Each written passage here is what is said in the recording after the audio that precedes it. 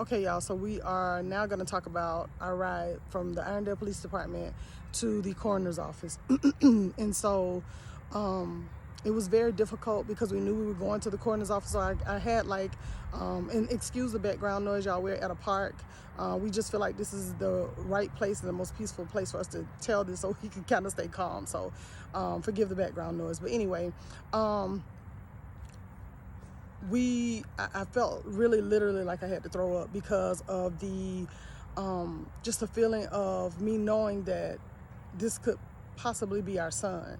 So we're riding, on the freeway and almost in kind of a quiet stillness, but also trying to have small talk just to keep ourselves occupied so we're not filled with the anxiety that I know I felt. And so as we get to downtown Birmingham, and because I had to Google where the coroner's office was, so we get to downtown Birmingham and we're riding on this street. And when I tell y'all, I don't even know how to explain to you the anxiety that I was feeling, the anxiousness that I was feeling in that moment. And so like I said, as we're riding down the street, we find a parking space on the back side of it. We have to walk all the way around because they're moving their building. When we get around to the doorway, we didn't know what to do. So it was a doorbell. I think it was a doorbell for us to ring. Y'all don't quote me on that because I can't remember exactly. But anyway, needless to say, these two ladies were coming up. They let us in. This was the longest hallway I had ever seen, it felt like. I told them that we were coming there to identify a body, so they led us where we needed to go and took us to that office. When we got to that office, we were greeted by the coroner. And we went and it was like, y'all, it's old school because they're moving buildings. So we walk into kind of like this boardroom looking thing where they have this old school wooden table, these old school leather chairs, and we sit down.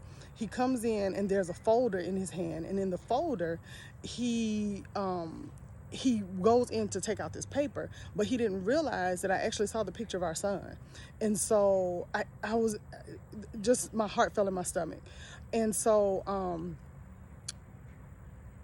he explained to us that, there had been a John Doe found, went through the whole little spiel, and said they wanted us to identify whether this was our son or not. So as he opened the folder and we saw our son laying deceased on the table, not of course not his entire body, but they only had him like from the chest up. And they had the plaque with his case number across this part of his neck. And so, and the way his eyes looked, y'all, they were kind of like closed. When he was a little boy and people heard his feelings, he would like do this cry. And he looked like he had been crying. That's how his eyes looked to me. Like he had been crying.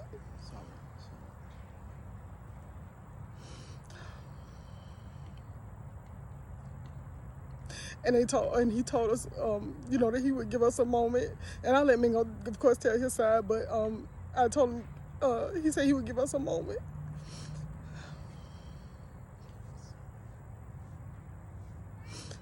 To just look. And I saw my baby. And so I had so many questions. And so anyway, I'll let Mingo tell his part of what happened because, I need to get myself together. So when we got to this hospital, it looked like an abandoned hospital. Mm-hmm. The coroner's office was still in the old hospital because they had built a new one next door. And I remember going down that hallway. It just reminded me of an 80s film where the lights looked like they're flickering. I mean, my heart was about to thump out my chest. And like Karen said, the coroner greeted us. He sat us in the boardroom. Well, whereas Karen saw the picture, I didn't. So they slid the folder over to me. And I remember opening that folder and I felt like my life just left my body. I was like, this is my boy. This is my guy. This is my best friend. I was telling myself the whole time, it's gonna be the wrong person. This ain't gonna be him. We're gonna say, oh no, that's not our son. It was him. And as Karen said, he looked like he had been crying. And I felt weak as a father. I felt weak as a man because no matter what I know how to do or who I know, it couldn't help him. And just the thought that he went through this by himself, I didn't even know if I would be able to do this video. But it's necessary.